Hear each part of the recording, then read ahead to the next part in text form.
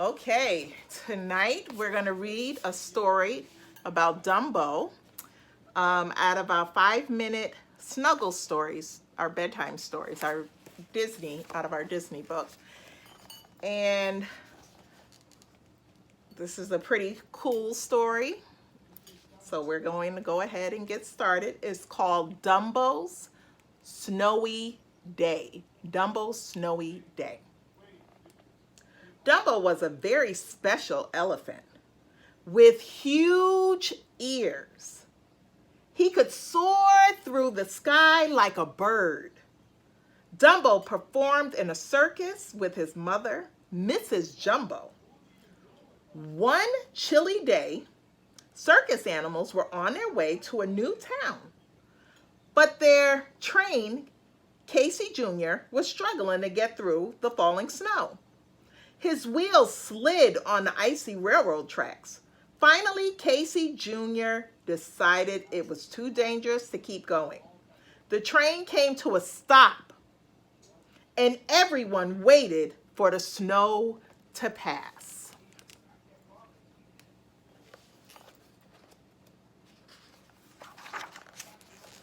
There's Dumbo and his mom. Dumbo was happy that the train had stopped. He'd never played in the snow before. He thought it felt awfully strange as he tried to walk through it. The snow pressed against his feet like cold sand. "You can do it, Mrs. Jumbo." She gave him a gentle nuzzle. Soon, Dumbo got the hang of walking through the snow. He liked the crunch, crunch, crunch sound he heard with every step. All morning, Dumbo and his mother played in the snow. They gathered snowballs together with their trunks.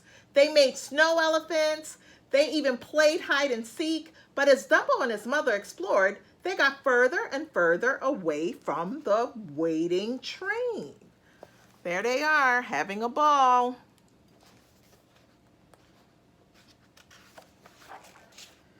Suddenly, Dumbo slid down a steep hill. He called after his mother to follow him. But when she reached the bottom of the hill, Mrs. Jumbo realized she couldn't get back up. Dumbo tried to push, he tried to pull, but nothing worked. Mrs. Jumbo slipped further down the slope toward a sharp cliff. "You will have to fly off and get help," Mrs. Jumbo told him. So off Dumbo flew as fast as his ears would take him. He soared toward the train. The wind began to blow. It pushed harder and harder against him. The snow stung his eyes and the cold nipped his toes. Finally, Dumbo's ears got so cold he couldn't fly.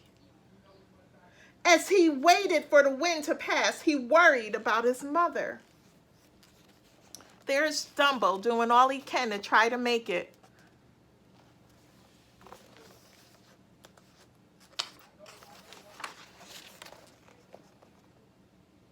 Once the wind died down, Dumbo raced back to the train. Quickly, he gathered all the animals together so that they could help. "What are you waiting for?" Timothy Mouse cried. "We've got to save Mrs. Jumbo." Dumbo led his friends back to the cliff. By the time they found Mrs. Jumbo, the windstorm had passed her even closer to the cliff's edge. The animals knew they had to think of something fast. "Oh dear," worried the giraffe. "How can we get down there to help?" Well, at least all his friends came to help. So let's see what they do to get Mrs. Jumbo off the cliff. Timothy snapped his fingers. He had an idea. "Everyone line up," he shouted. He ordered the animals to grab one another's tails. At the front of the line, the ostrich leaned over the cliff to take hold of Mrs. Jumbo's trunk. 1, 2, 3, pull. 1, 2, 3, pull, Timothy yelled.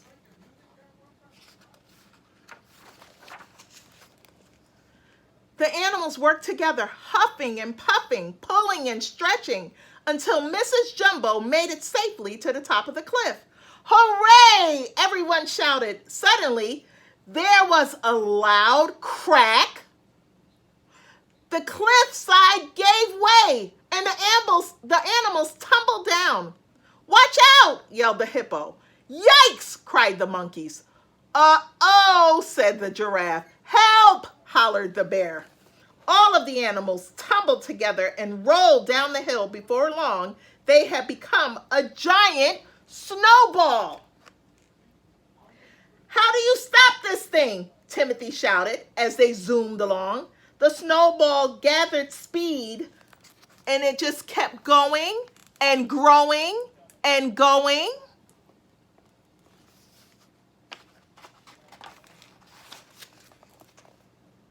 Crash! Bang! Boom! Oof! The animal snowball hit the bottom of the hill and broke apart. Is everyone okay? Timothy asked as he straightened his head. Luckily, everyone was fine, just a little dizzy from their unexpected snow ride. All of the animals began walking back to the train.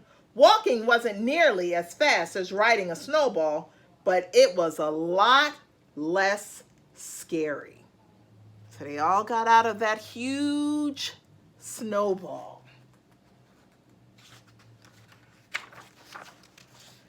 There's little Dumbo with Mrs. Jumbo. That night, Mrs. Jumbo gave Dumbo a warm bath. Thank you for flying for help today, Mrs. Jumbo said to her son. I'm so proud of you. Dumbo smiled and blew a trunk full of water over his head. Hey, don't forget about me, said Timothy from his teacup bath. I helped too. Mrs. Jumbo nodded. You certainly did. Thank you. Aw, gee, said Timothy. It was nothing. It was nothing at all.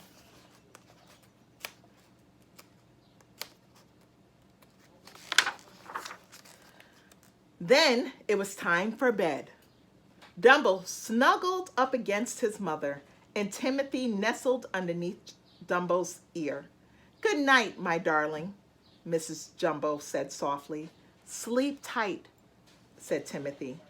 Dumbo fell asleep right away.